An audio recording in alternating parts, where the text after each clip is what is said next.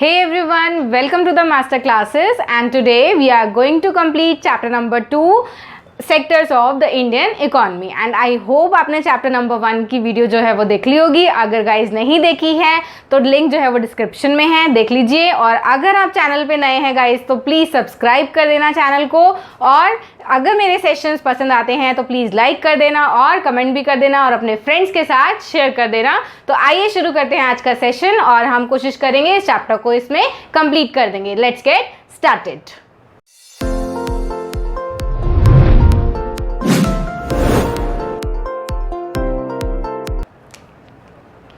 हाँ जी गाइज, तो अभी तक हमने देखा था कि जो भी हमारी इकोनॉमिक एक्टिविटीज़ हैं उसको हम 3 पार्ट्स में डिवाइड करते हैं, जिसमें हमने पहला देखा था प्राइमरी सेक्टर, टर्शरी सेक्टर और सेकेंडरी सेक्टर। ओके, तो आज हम पढ़ने वाले हैं गाइज, और जो ये इकोनॉमिक एक्टिविटीज़ हैं इनको हम और भी तरीके से डिवीजन इसकी कर सकते हैं। जैसे कि जो फर्स्ट डिवीजन है वो है बच्चों organised and unorganised sector. Okay, तो इनकी मीनिंग क्या होता है और इसमें डिफरेंस क्या होता है, ये आपके एग्जाम पॉइंट ऑफ व्यू के लिए बहुत इंपॉर्टेंट है। तो स्टार्ट करते हैं। देखो बच्चों, ऑर्गेनाइज्ड सेक्टर क्या होता है? ऑर्गेनाइज्ड सेक्टर वो सेक्टर होता है जहां पे जो प्लेस ऑफ वर्क है और जो एम्प्लॉयमेंट की जो भी टर्म्स एंड कंडीशंस हैं वो बहुत ही अच्छी होती हैं, और साथ ही साथ कैसी होती हैं, रेगुलर होती हैं। तो टर्म्स ऑफ एम्प्लॉयमेंट जो है इसमें रेगुलर होता है और लोगों को एश्योर्ड वर्क इसमें मिलता है। तो इसमें बच्चों होता क्या है, इसमें कुछ बड़ी बड़ी ऑर्गेनाइजेशंस आती हैं और इसमें क्या होता है, ये लोग रूल्स एंड रेगुलेशंस जो है वो फॉलो करते हैं प्रॉपरली। इसमें प्रोसीजर्स फॉलो किए जाते हैं, प्रोसेस फॉलो होता है और उसमें जॉब्स की सिक्योरिटी रहती है। ओके, तो फर्स्ट पॉइंट हम करते हैं, terms of employment are regular and people have assured work. यहाँ पे लोगों के पास एश्योर्ड वर्क होता है। और वहीं पे अगर हम बात करें अनऑर्गेनाइज्ड सेक्टर की, तो ये कैसी होती हैं, स्मॉल यूनिट्स होती हैं जो कि स्कैटर्ड होती हैं, इधर उधर फैली होती हैं, और इसमें जॉब जो है वो ऑफन रेगुलर नहीं होती, कोई भी एश्योरिटी जो है वो वर्क को लेकर नहीं होती। ओके, तो नेक्स्ट हम बढ़ते हैं। देखो, सिक्योरिटी ऑफ एम्प्लॉयमेंट की बात अगर करें तो ऑर्गेनाइज सेक्टर में एम्प्लॉयमेंट की जो सिक्योरिटी होती है उसमें फिक्स होता है कि हाँ हमारी जो जॉब लग गई है वो अच्छे से परमानेंट लगेगी, फिक्स्ड वर्किंग आवर्स होंगे, ये लोग रूल्स एंड रेगुलेशंस को फॉलो करेंगे। रूल्स रेगुलेशंस कौन से होते हैं गाइज?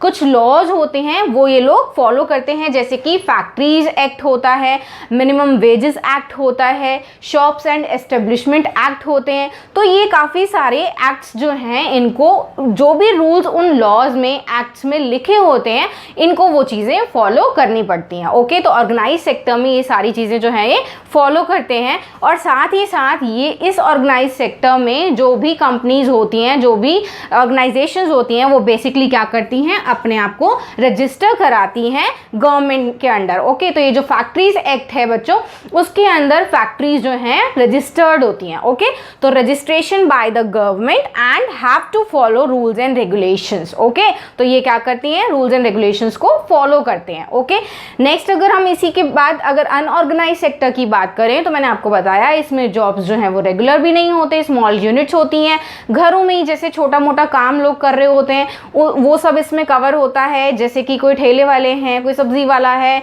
कोई भी बार्बर है छोटा मोटा, तो ये सब जो स्मॉल यूनिट्स में काम कर रहे हैं, स्मॉल यूनिट्स हैं, वो लोग आते हैं इसमें, और इनकी एम्प्लॉयमेंट की कोई सिक्योरिटी नहीं होती। जो एम्प्लॉयर है वो कभी भी अपने विश के हिसाब से, अपने हट से, अपनी मर्जी से वो क्या कर देता है, एम्प्लॉय को निकाल देता है अपनी उस जॉब से।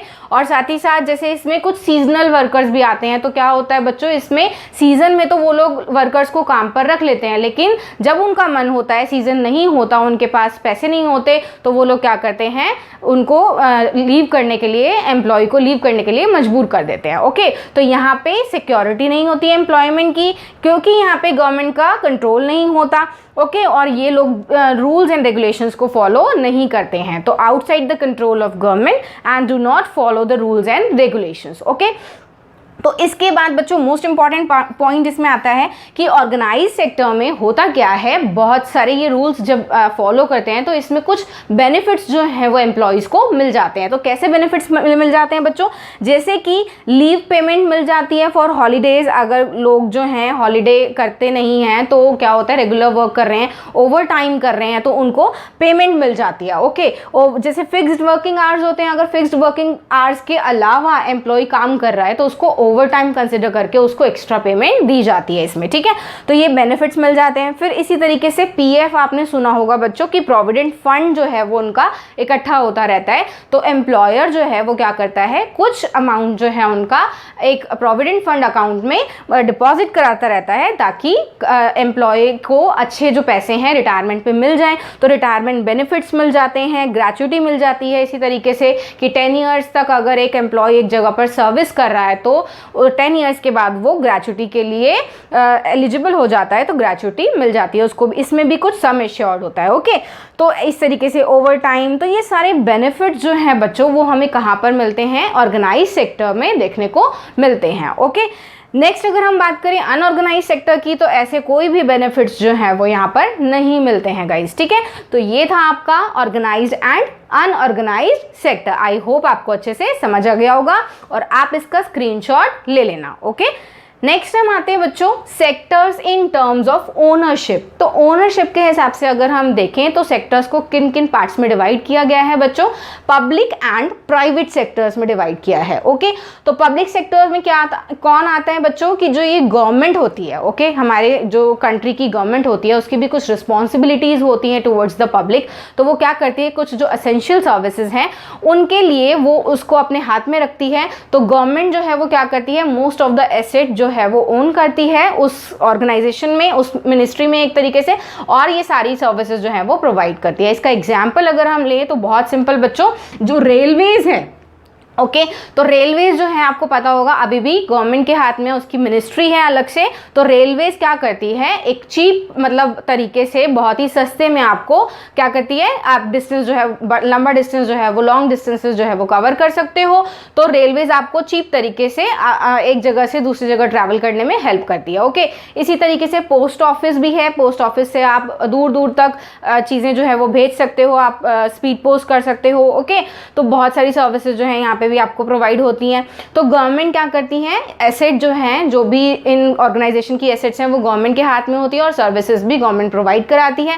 इसमें बेसिकली क्या होता है, इनका जो मेन मोटिव होता है वो सिर्फ प्रॉफिट अर्न करना नहीं होता, रादर क्या होता है, पब्लिक का वेलफेयर भी होता है। ओके, ऐसा नहीं है कि ये लोग चार्ज नहीं करते, बट चार्ज करते हैं, बट बहुत ही मिनिमम चार्ज करते हैं। ओके, तो आपको कम से कम कॉस्ट पर आपको सर्विसेज जो है ये मिल जाती हैं। ओके, तो जैसे आपको पता ही होगा कि रेलवे जो है वो बहुत ही सस्ते में आपको टिकट जो है वो दे देती है। ओके, फिर क्या होता है, गवर्नमेंट, अब यहाँ पे एक क्वेश्चन अराइज होता है कि गवर्नमेंट जो है वो इतने एक्सपेंसेस कैसे बियर करती है। तो गवर्नमेंट जो है वो क्या करती है, मनी जो है वो रेज करती है through taxes and other facilities, और अपने एक्सपेंसेस जो है वो उन पैसों से क्या करती है, मीट कर लेती है। ओके, तो government raise money through taxes to meet the expenses. Okay, तो ये था आपका public sector enterprise. Okay, public sector.